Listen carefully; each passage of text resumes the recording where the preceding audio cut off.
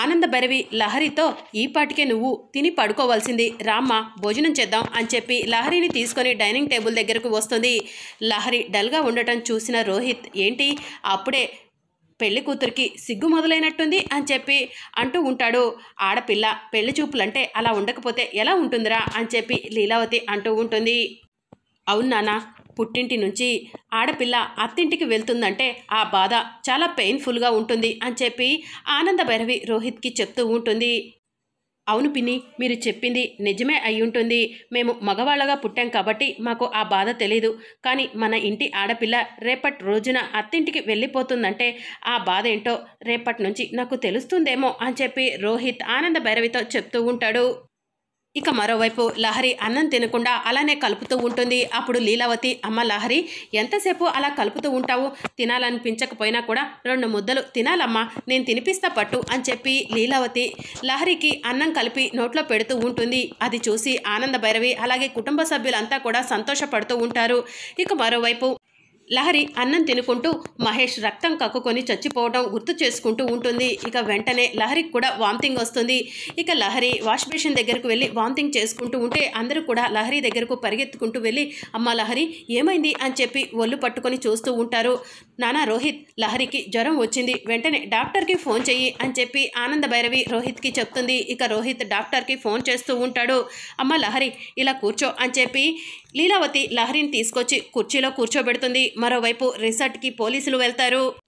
ఇక పోలీసులను చూసి రిసార్ట్ మేనేజర్ పోలీసుల దగ్గరకు వచ్చి, ఏంటి సార్ ఇలా వచ్చారు అని చెప్పి అడుగుతూ ఉంటాడు. ఇక్కడ ప్రాస్టిట్యూషన్ జరుగుతున్నట్టు మాకు ఇన్ఫర్మేషన్ వచ్చింది అని చెప్పి పోలీసు వాళ్ళు చెప్తూ ఉంటారు. మీకేదో రాంగ్ ఇన్ఫర్మేషన్ వచ్చినట్టుంది సార్, ఇది ఫ్యామిలీ రిసార్ట్ అని చెప్పి మేనేజర్ చెప్తూ ఉంటాడు. రాంగ్ ఇన్ఫర్మేషన్ వచ్చిందో రైట్ ఇన్ఫర్మేషన్ వచ్చిందో మేము చెక్ చేస్తాము, మీరు డైరీ తీసుకొని రండి అని చెప్పి పోలీసు వాళ్ళు చెప్తూ ఉంటారు. ఇక అతను డైరీ తీసుకొని పోలీసు వాళ్ళతో కలిసి వెళ్తూ ఉంటారు. పోలీసు వాళ్ళు అన్ని రూములు కూడా చెక్ చేస్తూ ఉంటారు. మీరిద్దరూ ఏమవుతారు అని చెప్పి రూములో ఉన్న వాళ్ళను అడుగుతూ ఉంటారు. అందరూ కూడా వైఫ్ అండ్ హస్బెండ్ అని చెప్పి చెప్తూ ఉంటారు. ఇక తరువాత పోలీసు వాళ్ళు దర్శన్ షమీరా ఉన్న రూమ్కి వెళ్తారు. డోర్ కొట్టగానే దర్శన్ వచ్చి డోర్ ఓపెన్ చేస్తాడు. ఏంటి ఇలా వచ్చారు అని దర్శన్ అడుగుతూ ఉంటాడు.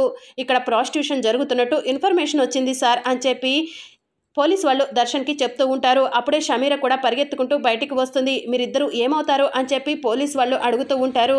ఇక దర్శన్ టెన్షన్ పడుతూ ఉంటే, he is my husband sir అని చెప్పి షమీరా చెప్తూ ఉంటుంది. నమ్మొచ్చా అని పోలీసు వాళ్ళు అడుగుతూ ఉంటారు. మీ కంటికి మేము ఎలా కనపడుతున్నాము అని చెప్పి షమీరా అడుగుతూ ఉంటుంది. మా కంటికి అందరూ ఒకేలా కనిపిస్తారు, ఒకసారి నేమ్స్ చెక్ చేయండి మేనేజర్ అని పోలీసు వాళ్ళు చెప్పడంతో దర్శన్ షమీరా వీళ్ళిద్దరూ వైఫ్ అండ్ హస్బెండ్ సార్ అని చెప్పి పోలీసు వాళ్లకు మేనేజర్ చెప్తూ ఉంటే, మీ పేర్లు అవేనా అని పోలీసు వాళ్ళు అడుగుతూ ఉంటే, కరెక్ట్ సార్ అని చెప్పి దర్శన్ చెప్తూ ఉంటాడు. కోఆపరేట్ చేసినందుకు థ్యాంక్ యూ, ఇక లోపలికి వెళ్ళొచ్చు అని చెప్పి పోలీసు వాళ్ళు దర్శన్కి చెప్పి అక్కడి నుంచి వెళ్ళిపోతారు. ఇక షమీరా మాత్రం డోర్ దగ్గరే ఉండి, పోలీసు వాళ్ళు నేను రూమ్ నెంబర్ చెప్పినా కూడా రిసార్ట్ అంతా వెతుకుతున్నారంటే తప్పకుండా శరణ్య లైఫ్ ఈ రోజుతో క్లోజ్ అన్నమాట అని చెప్పి షమీరా మనసులో అనుకుంటూ ఉంటుంది. ఇక పోలీసు వాళ్ళు శరణ్య రూమ్ దగ్గరకు వెళ్ళి డోర్ కొడతారు. ఇక శరణ్య డోర్ ఓపెన్ చేస్తుంది. ఎవరండి మీరు, ఏం కావాలి అని చెప్పి శరణ్య అడుగుతూ ఉంటుంది. ఈ రిసార్ట్లో ప్రాస్టిట్యూషన్ జరుగుతున్నట్టు ఇన్ఫర్మేషన్ వచ్చింది, అందుకే రూమ్స్ అన్నీ చెక్ చేస్తున్నాము అని చెప్పి పోలీసు వాళ్ళు శరణ్యకు చెప్తూ ఉంటారు. మీ పేరేంటి అని చెప్పి పోలీసు వాళ్ళు అడుగుతూ ఉంటే శరణ్య అని చెప్పి శరణ్య చెప్తూ ఉంటుంది. ఒకసారి చెక్ చేయండి మేనేజర్ అని చెప్పి పోలీసు వాళ్ళు చెప్పడంతో మేనేజర్ డైరీ చెక్ చేసి శరణ్య సింగిల్గా రూమ్ తీసుకుంది అని చెప్పి మేనేజర్ చెప్తూ ఉంటాడు. సింగిల్గా రూమ్ తీసుకోలేదండి, నాతో పాటు ఇంకొక ఆవిడ ఇద్దరం కలిసి తీసుకున్నాము అని శరణ్య చెప్తూ ఉంటుంది. అప్పుడే ఆ మాటలను బాత్రూంలో ఉన్న షమీరా మనిషి వింటాడు. వెంటనే షర్టు విప్పి మెల్లగా రూమ్లో నుంచి బయటికి వస్తాడు. ఇంకొక ఆవిడ ఎక్కడా అని పోలీసు వాళ్ళు అడుగుతూ ఉంటే, ఫోన్ మాట్లాడటం కోసం బయటికి వెళ్ళిందండి అని శరణ్య చెప్తూ ఉంటుంది. ఇక అప్పుడే అతను పోలీసులను చూసి అక్కడి నుంచి పారిపోబోతూ ఉంటే పోలీసులు అతన్ని గట్టిగా పట్టుకుంటారు. ఎక్కడికి రా పారిపోతున్నావు అని చెప్పి పోలీసు వాళ్ళు అతన్ని గట్టిగా పట్టుకొని కొడుతూ ఉంటారు. ఇతనెవరు అని పోలీసు వాళ్ళు శరణ్యను అడుగుతూ ఉంటారు. ఎవర్రా నువ్వు, నా రూమ్లోకి ఎలా వచ్చావు అని శరణ్య అతన్ని అడుగుతూ ఉంటుంది. ఏంటి శరణ్య, పోలీసులు కనిపించేసరికి ప్లేటు పినాయించావు, నువ్వే కదా రాత్రి నేను ఒంటరిగా ఉన్నాను రమ్మని చెప్పావు అని చెప్పి అతను సరే నేను అడుగుతూ ఉంటాడు. ఏంటమ్మా రెడీ హ్యాండెడ్గా దొరికిన తర్వాత కూడా అలా మాట్లాడుతున్నావు అని చెప్పి పోలీస్ వాళ్ళు సరే నేను అంటూ ఉంటారు. నేను నిజంగా అలాంటి దాన్ని కాదండి, వీడు నా రూమ్లోకి ఎలా వచ్చాడో తెలీదు అని చెప్పి సరేనే చెప్తూ ఉంటుంది. నేను నా భర్త కోసం ఎదురు చూస్తూ ఉంటే ఒక ఆవిడ వచ్చి ఆడపిల్ల ఒంటరిగా ఉండటం కరెక్ట్ కాదు, రూమ్ తీసుకుందామని చెప్పి నన్ను తీసుకొని వచ్చిందండి అని సరేనే చెప్తూ ఉంటుంది.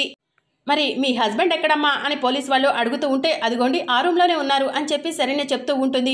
ఏంటి మీ ఆయన ఎదురు రూమ్లో ఉంటే నువ్వు ఇంకో రూమ్లో ఉన్నావా అని చెప్పి పోలీస్ వాళ్ళు అంటూ ఉంటారు. నిజమండి నేను చెప్పేది అని సరేనే అంటూ ఉంటే అయితే పద మీ ఆయన్ను పిలుద్దు గాని అని పోలీస్ వాళ్ళు షమీరా దర్శన్ ఉన్న రూమ్ దగ్గరకు వెళ్తారు. ఇక శరణ్య ఏమండి రండండి డోర్ ఓపెన్ చేయండి, నా కోసం పోలీసులు వచ్చి నన్ను తీసుకెళ్ళిపోతున్నారండి, నన్ను వీడెవడో అనవసరంగా ఈ కేసులో ఇరికించాడండి అని శరణ్య డోర్ దగ్గర నుంచొని ఏడుస్తూ ఉంటే షమీరా డోర్ ఓపెన్ చేస్తుంది. షమీరా ఆయన పిలువు అని చెప్పి శరణ్య చెప్తూ ఉంటుంది.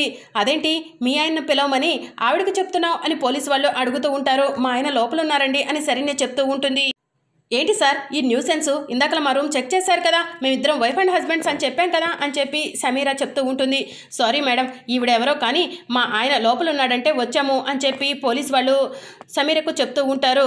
ముందు ఇలాంటి వాళ్ళను ఇక్కడ నుంచి తీసుకెళ్ళండి అని చెప్పి షమీరా చెప్పడంతో మీ రూమ్లోనే ప్రాస్టిట్యూషన్ జరుగుతున్నట్టు మాకు క్లియర్గా ఇన్ఫర్మేషన్ వచ్చింది, కానీ మేము రూమ్స్ అన్నీ చెక్ చేశాము, ఇప్పుడు కాదని బుకాయిస్తావేంటమ్మా, లేడీ కానిస్టేబుల్స్ ఈవిడను తీసుకెళ్ళండి అని పోలీసు వాళ్ళు చెప్పడంతో సరే నేను పోలీసులు లాక్కెళ్తూ ఉంటే ప్లీజ్ అండి నేను అలాంటి దాన్ని కాదు, నన్ను వదిలిపెట్టండి అని చెప్పి శరణ్య ఏడుస్తూ ఉంటుంది.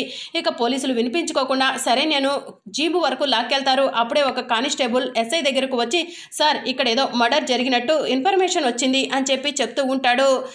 వెంటనే రిసార్ట్ గేట్లు మూసేయండి, ఎక్కడ డెడ్ బాడీ దొరుకుతుందో చెక్ చేద్దాం అని పోలీసు వాళ్ళు చెప్తూ ఉంటారు. ఇప్పుడు లహరి దొరికిపోతుందా ఏంటి అని శరణ్య టెన్షన్ పడుతూ ఉంటుంది. ఇక మరోవైపు లహరికి ట్రీట్మెంట్ చేయడం కోసం డాక్టర్ ఇంటికి వస్తారు. లహరికి ట్రీట్మెంట్ చేసిన డాక్టర్ 104 ఫీవర్ ఉంది, మెడిసిన్స్ వాడండి తగ్గిపోతుంది అని చెప్పి చెప్తూ ఉంటారు. ఈవినింగ్ వరకు అమ్మాయి బాగానే ఉంది డాక్టర్, సడన్గా ఫీవర్ వచ్చింది అని చెప్పి ఆనంద భైరవి చెప్తూ ఉంటుంది. అమ్మాయికి వచ్చింది నార్మల్ ఫీవరే, కానీ దేన్నో చూసి భయపడిపోయింది, అందుకే ఫీవర్ బాగా ఎక్కువగా ఉంది అని డాక్టర్ చెప్తూ ఉంటారు. అయినా భయపడాల్సిన అవసరం ఏం లేదు, మెడిసిన్ వాడితే రేపు ఉదయం కల్లా నార్మల్ అవుతుంది అని చెప్పి డాక్టర్ చెప్తూ ఉంటారు. అమ్మ లహరి దేని గురించి భయపడుతున్నావు అని లీలావతి అడుగుతూ ఉంటుంది. వదిన గారు ఉదయం నుంచి లహరి ఎక్కడికి వెళ్ళలేదు కదా, దేన్ని చూసి దడుచుకుంటుంది అని రాజేశ్వరరావు అంటూ ఉంటాడు. లహరికి పెళ్లి చూపులు అనేసరికి నర్వస్గా ఫీల్ అవుతున్నట్టుంది అని కోటేశ్వరరావు చెప్తూ ఉంటాడు. లేదు లహరి దేని గురించో భయపడుతుంది, టెన్షన్ పడుతుంది, అదేంటో తెలుసుకోవాలి అని ఆనంద భైరవి మనసులో అనుకుంటూ ఉంటుంది.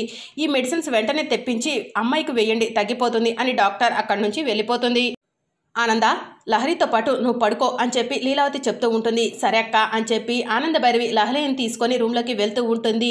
ఆనంద భైరవి అత్తయ్య ఆనంద తాండవం చేస్తావా, ఆనంద తాండవం కాదు నువ్వు చెయ్యాల్సింది ఆర్తనాదాలే ఆనంద భైరవి అని అనన్య మనసులో అనుకుంటూ ఉంటుంది. మరోవైపు ఎస్ఐ దగ్గరికి కానిస్టేబుల్స్ వచ్చి డెడ్ బాడీ దొరకలేదు మర్డర్ జరిగిన స్పాట్లో అని చెప్పి చెప్తూ ఉంటారు. నాకు వేరే పని ఉంది, ఎక్కడో ఒక చోట మర్డర్కి సంబంధించిన ఆనవాళ్లు దొరుకుతాయి, రిసార్ట్ అంతా కూడా చెక్ చేయండి అని ఎస్ఐ కానిస్టేబుల్లకు చెప్పి అక్కడి నుంచి వెళ్ళిపోతాడు. ఇక మరోవైపు ఆనంద భైరవి లహరిని రూమ్లో పడుకోబెట్టి తడుక్లే తీసుకొచ్చి ఒళ్ళంతా కూడా తుడుస్తూ ఉంటుంది. ఇక ఆనంద భైరవి లహరికి అలా సేవలు చేస్తూ ఉంటుంది. మరి అప్కమింగ్ ఎపిసోడ్లో ఏం జరగబోతుందో తెలుసుకోవాలనుకుంటున్నారా? అయితే ఛానల్ను సబ్స్క్రైబ్ చేసుకొని సపోర్ట్ చేయడం మర్చిపోకండి. Thank you for watching.